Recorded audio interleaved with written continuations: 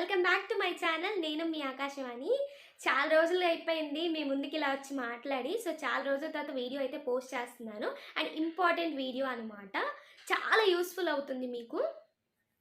నేను ఒక ఇన్స్టాగ్రామ్ పేజ్లోంచి ఒక డ్రెస్ అయితే ఆర్డర్ చేశానమాట. సో వాళ్ళైతే ఫేక్. ఎందుకు ఫేక్ అనేది నేను స్టోరీ మొత్తం చెప్తాను మీకు ఇప్పుడు. నేను ఇన్స్టాగ్రామ్ స్క్రోల్ చేస్తూ ఉంటే నాకు ఒక ఇన్ఫ్లుయెన్సర్ ఒక డ్రెస్ని ప్రమోట్ చేస్తున్నారనమాట. సరే అని చెప్పేసి నాకు డ్రెస్ చాలా నచ్చింది. సాధారణంగా నేను ఇన్స్టాగ్రామ్లో కానీ అలా తీసుకోను ఎప్పుడు. సో బాగా నచ్చింది అనమాట. వెళ్ళి పేజ్ చెక్ చేస్తే అది చాలా న్యూ పేజ్. దీన్ని ట్రస్ట్ చేయాలా వద్దా, అసలు ఫస్ట్ డీటెయిల్స్ కనుక్కుందాం అని చెప్పి వెళ్ళాను అనమాట. వెళ్ళి అడిగితే ఆ డ్రెస్ 2800 అని చెప్పారు. ఇక్కడ అన్ని స్క్రీన్ షాట్స్ వస్తుంటాయి, మీరు బాగా చూడండి అన్నీ. సో 2800 ప్లస్ షిప్పింగ్ చెప్పింది. అంత కాస్ట్కి నాకు వర్త్ కాదనిపించింది. సరే నేనే స్టిచ్ చేయించుకుందాంలే అనుకున్నాను. కొన్ని రోజుల తర్వాత ఏమైందంటే వాళ్ళే నాకు రివర్స్ పింగ్ చేశారు. మేడం ఇదే డ్రెస్ని మేము 1800కి ఇస్తాము, ఫ్రీ షిప్పింగ్ అని చెప్పారనమాట. ఇదేంటి వీళ్ళు ఇలా చెప్తున్నారు అనుకున్నాను. బట్ స్టిల్ నేను 2 days అయితే వెయిట్ చేశాను.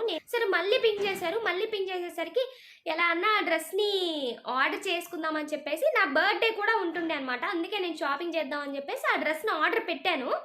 వాళ్ళు ఏం చెప్పారంటే ఫస్ట్ 500 పే చేయండి, డిస్పాచ్ అప్పుడు మీరు మిగిలిన అమౌంట్ పే చేసేయండి అన్నారు. నేనైతే 500 పే చేసేసాను. 500 పే చేసేదాకా ఎంత బాగా మాట్లాడారంటే అసలు మామూలుగా మాట్లాడలేదు.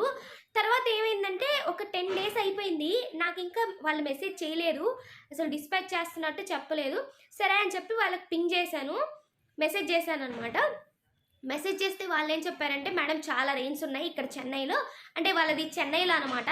చాలా రెయిన్స్ ఉన్నాయి, ఇప్పుడు అవ్వదు, కుదరదు అని చెప్పేశారు. సరేలే అని చెప్పేసి మళ్ళీ 2 days టైం తీసుకొని మళ్ళీ కాంటాక్ట్ అయితే ఏం చెప్పారంటే మేడం మా డెలివరీ పర్సన్కి కాలు ఫ్రాక్చర్ అయింది అని చెప్పారు. సరే ఇదంతా అయిపోయింది. సో ఒక 2 days గ్యాప్ ఇచ్చి మళ్ళీ కాంటాక్ట్ అయ్యాను. కాంటాక్ట్ అయితే మేడం కస్టమైజేషన్ జరుగుతుంది, మేము డిస్పాచ్ చేస్తామని చెప్పారు. మళ్ళీ 2 days తర్వాత కాంటాక్ట్ అయితే ఈరోజే డిస్పాచ్ చేస్తున్నాము అని చెప్పి జస్ట్ ఒక కవర్, ఏమీ కనిపించట్లేదు అందులో. ఆ ఫోటో కూడా మీకు షేర్ చేస్తాను. అసలు నా అడ్రస్ కూడా కనిపించట్లేదు, నా నేమ్ కనిపించట్లేదు. జస్ట్ ఒక కవర్లో ఏదో జస్ట్ కవర్ పెట్టి ఫోటో చూపించారు. దాని తర్వాత ఏమైందంటే పక్క రోజు వాళ్ళే కాంటాక్ట్ అయ్యారు నన్ను. వాళ్ళే కాంటాక్ట్ అయ్యి మేడం మేము డిస్పాచ్ చేస్తున్నాము, మీరు మిగిలిన అమౌంట్ వేసేయండి అంటే నేను 1300 పంపించేశాను అనమాట. పంపించిన తర్వాత నేను ట్రాకింగ్ ఐడి ఇవ్వండి, నేను మళ్ళీ మిమ్మల్ని ఫాలో అప్ చేయలేనని అడిగాను. సరే అయిపోయింది. ఆ రోజు ఈవినింగ్ దాకా వెయిట్ చేశాను, మార్నింగ్ పే చేసి ట్రాకింగ్ ఐడి ఇవ్వలేదు. సరే సెకండ్ డే అడిగాను, అప్పుడు ట్రాకింగ్ ఐడి ఇవ్వలేదు. మళ్ళీ థర్డ్ డే అడిగాను అనమాట, అప్పుడు ట్రాకింగ్ ఐడి ఇవ్వలేదు. సరే అని చెప్పి కాల్ చేశాను, కాల్ చేస్తే ఎవ్వరు లిఫ్ట్ చేయలేదు. ఆ రోజు మళ్ళీ ఇంకోసారి కాల్ చేశాను, అప్పుడు ఎవరు లిఫ్ట్ చేయలేదు. పక్క రోజు మళ్ళీ కాల్ చేసేసరికి వాళ్ళు ఎవరో లిఫ్ట్ చేసి మేడం మాకు వాట్సాప్లో పింగ్ చేయండి, మేము చెక్ చేసి మీకు పంపిస్తాము అన్నారు. పింగ్ చేశాను, చెక్ చేసి పంపిస్తాము, చాలా ఉన్నాయి, చెక్ చేసి పంపిస్తామని చెప్పారు.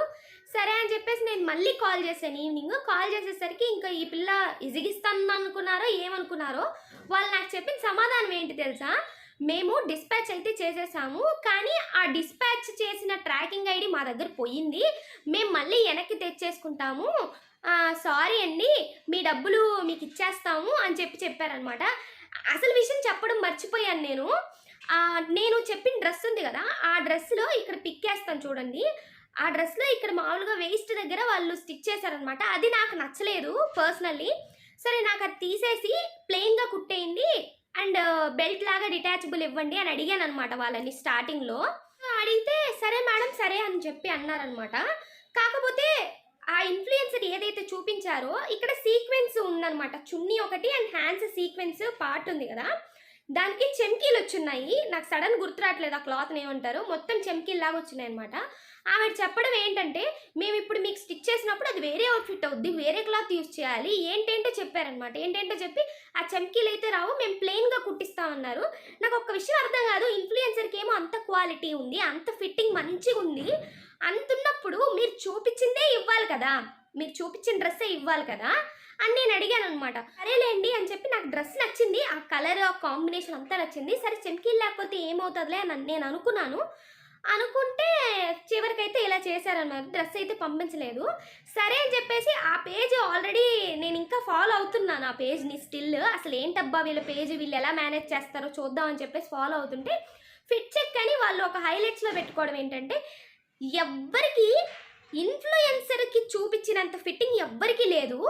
అండ్ ఇంకొకటేంటంటే ఆ డ్రెస్ స్టిచ్చింగ్ ఇన్‌ఫ్లుయెన్సర్‌కి స్టిచ్ చేసింది అండ్ ఎవరైతే కస్టమర్ ఉన్నారో వాళ్ళకి స్టిచ్ చేసి ఇచ్చింది చాలా డిఫరెంట్‌గా ఉంది. అండ్ ఆడకి చెమ్కీలు ఉన్నాయి గదా! నాకే గాదు అసలు ఎవ్వరికీ ఆ చెమ్కీలు ఇవ్వలేదు. సో, మనం ఇచ్చే ఇన్ఫర్మేషన్ ఏదైనా జెన్యూన్‌గా ఇవ్వాలి అనిపించి నేనేం చేశానంటే అలాగే 2, 3 డేస్ వెయిట్ చేసి అసలు వీళ్ళు ఎవరికి ఎలాంటివి పంపిస్తున్నారు అనేది చెక్ చేసుకున్నాకే నేనిప్పుడు రివ్యూ ఇస్తున్నాననమాట. ఫిట్టింగ్ అనేది కరెక్ట్‌గా లేదు. అండ్ ఏదైతే ఇన్‌ఫ్లుయెన్సర్ యేసుకున్నారో అంత పర్ఫెక్ట్‌గా అయితే వీళ్ళకి ఎవ్వరికీ వాళ్ళు స్టిచ్ చేసి ఇవ్వలేదు. అండ్ ఆ చెమ్కీలైతే అసలు ఇవ్వలేదనమాట. అలాంటివి సేమ్ ఇన్‌ఫ్లుయెన్సరే ఇంకా 4, 5 డ్రెసెస్ కంటిన్యూషన్‌గా వాళ్ళు ఆవిడకే ఇస్తున్నారనమాట. వాళ్ళు ఆవిడకి ఇచ్చే డ్రెసెస్ చూస్తే అసలు ఎలా అనిపిస్తుందంటే, అబ్బా! ఎంత బావుందిరా బాబు అనిపిస్తది. ఇలా తయారై ఉన్నారు జనాలు. నేనెళ్ళి ఈ విషయం మా ఫ్రెండ్‌తో షేర్ చేసుకుంటే, మా ఫ్రెండ్ ఇంకొక విషయం చెప్పింది నాకు. ఆ అమ్మాయి ఏదో పేజ్ చెప్పింది. నాకు గుర్తు రాట్లేదు. ఇప్పుడు నేనిక్కడ స్క్రీన్ మీద వేస్తాను ఆ అమ్మాయి పేజ్ గూడా. ఆ అమ్మాయి ఒక హాఫ్ శారీ కొనుక్కోవాలని చెప్పి 2500 వాళ్ళకి పంపించారంట. ఒక 28 డేస్, 27 డేస్ అయ్యేదాకా ఆ అమ్మాయిది పంపించట్లేదంట హాఫ్ శారీ. ఈ ఏంట్రా బాబు! ఇంక అమ్మాయికి కోపమొచ్చేసింది. ఇంకా అందుకని చెప్పేసి వాళ్ళైతే మనీ రిటర్న్ చేసేసారంట.